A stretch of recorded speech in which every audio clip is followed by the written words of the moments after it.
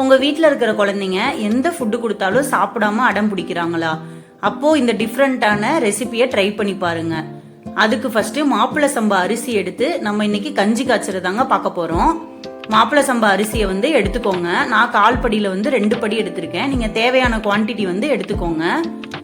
இந்த மாதிரி இன்ஸ்டண்டா பவுடர் அரைச்சி வச்சுக்கிட்டா நமக்கு ஈஸி. குழந்தைங்களுக்கு டக்குன்னு வயிறு ஃபில்லிங்காகவும் இருக்கும். ஒரு எமர்ஜென்சினா எங்கேயாவது வெளியே போறோம்னா டக்குன்னு இந்த பவுடரை கஞ்சி காய்ச்சி கொடுத்துக்கலாம். நல்லா ஒரு 5-6 அலசு அலசி ஒரு 8 மணி நேரம் ஊற வச்சுக்கோங்க. வெயிலெல்லாம் காய வைக்க தேவையில்ல, வீட்லயே ஒரு ஒயிட் கிளாத்ல காய வச்சுக்கிட்டா போதும். குழந்தைங்களை வச்சுட்டு ஃபுட்டு ப்ரிப்பேர் பண்றதுக்கு ரொம்ப கஷ்டப்பட்டீங்கன்னா டக்குன்னு இந்த மாதிரி ஒரு 4-5 பவுடர் அரைச்சி வச்சுக்கிட்டீங்கன்னா உங்களுக்கு ரொம்ப யூஸ்ஃபுல்லா இருக்கும்.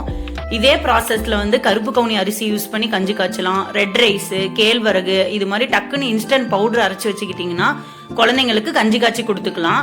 இதுல ஏகப்பட்ட சத்துக்கள் இருக்குதுங்க. அயன் சத்து இருக்குது, கால்சியம் இருக்குது, எலும்புங்களுக்குலாம் நல்லா வலுவு கொடுக்குது, வெயிட் கெயினும் ஆகும் குழந்தைங்களுக்கு.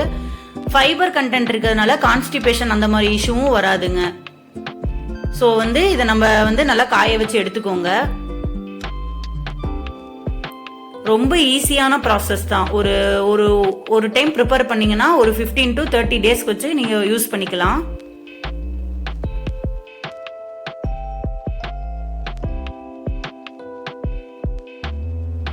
இப்ப பாருங்க நல்லா காஞ்சிருச்சு. இதை நீங்க அதிக குவான்டிட்டி ப்ரிப்பேர் பண்ணீங்கன்னா மிஷின்ல கொடுத்து அரைச்சிக்கோங்க. நான் இன்னைக்கு வீட்லயே தான் அரைச்சிக்கிறோம். பாருங்க ஓரளவு காஞ்சிருச்சு. ரொம்ப காயணும்லாம் தேவையில்ல. இதை நல்லா கிரைண்ட் பண்ணி மிக்சியில அரைச்சிக்கோங்க. பெரியவங்க கூட இதை மார்னிங் டீ காஃபிக்கு பதிலாக கஞ்சி மாதிரி காய்ச்சி குடிக்கலாங்க. லைட்டா குறைன்னு அரைச்சிங்கன்னா அதை அப்படியே கஞ்சி மாதிரி ப்ரிப்பேர் பண்ணி கொஞ்சமா மோர் ஆட் பண்ணி குடிச்சிங்கன்னா நல்லா இருக்கும். பாருங்க இது மாதிரி அரைச்சிங்கனாவே போதும் பெரியவங்களுக்கு. இதுல இருந்து பெரியவங்களுக்கு கஞ்சி காய்ச்சிக்கலாம். நம்ம இப்ப குழந்தைங்களுக்கு ப்ரிப்பேர் பண்றதுனால இன்னும் நல்லா நைஸா அரைச்சுக்கிறேன். நல்லா நைஸா அரைச்சிட்டு ஒரு சல்லடை வச்சு சலிச்சு எடுத்துக்கோங்க. இனிஷியலா 6 to 6 மந்த் கம்ப்ளீட் ஆன உடனேவே கொடுக்கலாம். ஆனா நீங்க எதுக்கும் ஒரு 8 மந்த்துக்கு அப்புறமே இந்த சிறுதானியெல்லாம் ஆட் பண்ணிக்கோங்க. குழந்தைங்களுக்கு ஃபர்ஸ்ட் செட் ஆகுதான்னு பாத்துக்கோங்க. காலையில இல்லைன்னா ஆஃப்டர்நூன் அந்த மாதிரி கம்மியான குவான்டிட்டில இருந்து ஸ்டார்ட் பண்ணிக்கோங்க.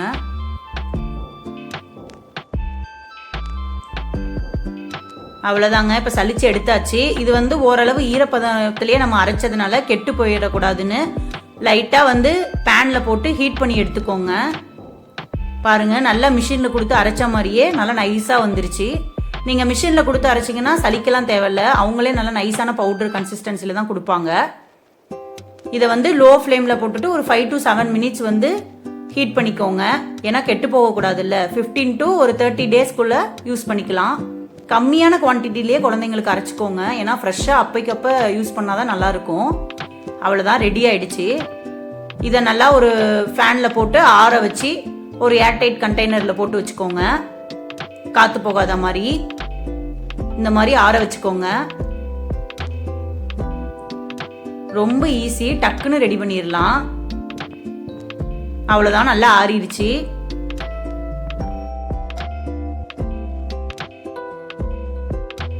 அவ்வளவுதாங்க, நமக்கு பவுடர் ரெடி ஆயிடுச்சு. இப்ப இந்த பவுடர்ல இருந்து கஞ்சி எப்படி காய்ச்சறதுன்னு வாங்க பார்க்கலாம். இது ரைஸ்ங்கிறதுனால சும்மா ஒரு 2 ஸ்பூன் போட்டீங்கன்னாவே போதும், அதிக குவான்டிட்டி கிடைக்கும். ஃபர்ஸ்ட் 2 ஸ்பூன் மாவு எடுத்துக்கோங்க. ஒரு 1 கிளாஸ் வாட்டர் ஆட் பண்ணிக்கோங்க. நீங்க 1 இயர் பிலோ இருக்கிற குழந்தைங்களுக்குலாம் சால்ட் எதுவுமே ஆட் பண்ண தேவையில்ல. மிக்ஸ் பண்ணிட்டு கீ மட்டும் இறக்க போறதுக்கு முன்னாடி போட்டா போதும்.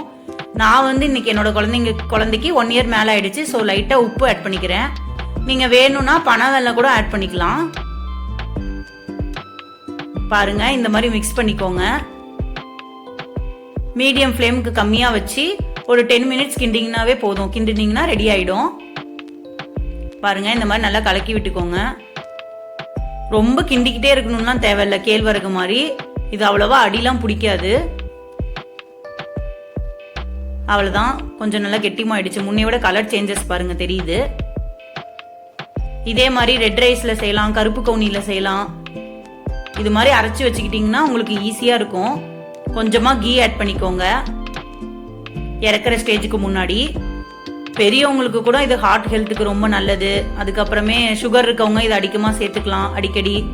ரைஸ் நம்ம வெறும் ரைஸே சாப்பிடும் பொழுது அதிக குவான்டிட்டி எடுத்துக்குவோம். இந்த மாதிரி சிறுதானியம் சேர்த்துக்கும் பொழுது கம்மியான குவான்டிட்டியாகவும் நம்ம சாப்பிடுவோம். அது நமக்கு சத்தும் கொடுக்குது. பாருங்க ரெடி ஆயிடுச்சு. அவ்வளோதான், ஆஃப் பண்ணிடலாம். உங்களுக்கு வந்து குழந்தைக்கு ஏற்ற கன்சிஸ்டன்சியில் நீங்கள் அட்ஜஸ்ட் பண்ணிக்கோங்க. கொஞ்சம் லிக்விடாக ஸ்டார்ட் பண்ணுங்க. ஸ்டார்டிங்கில் 1 இயருக்கு மேலே இருக்கிறதுனால நான் நல்லா திக்கா இன்னைக்கு கிண்டிக்கிட்டேன். அவ்வளோதான், ரெடி ஆயிடுச்சு. ரொம்ப ஹெல்த்தியான ஒரு ரெசிபிங்க இது. பாருங்க ரெடி ஆயிடுச்சு. அழகா குழந்தைங்க சாப்பிட்டுக்குவாங்க. வெயிட் கெயினும் நல்லா இம்ப்ரூவ் ஆகும். நல்ல ஸ்ட்ரென்த் குழந்தைங்களுக்கு. நீங்களும் உங்க வீட்டு குழந்தைக்கு ட்ரை பண்ணி பார்த்துட்டு எப்படி இருக்குன்னு சொல்லுங்க.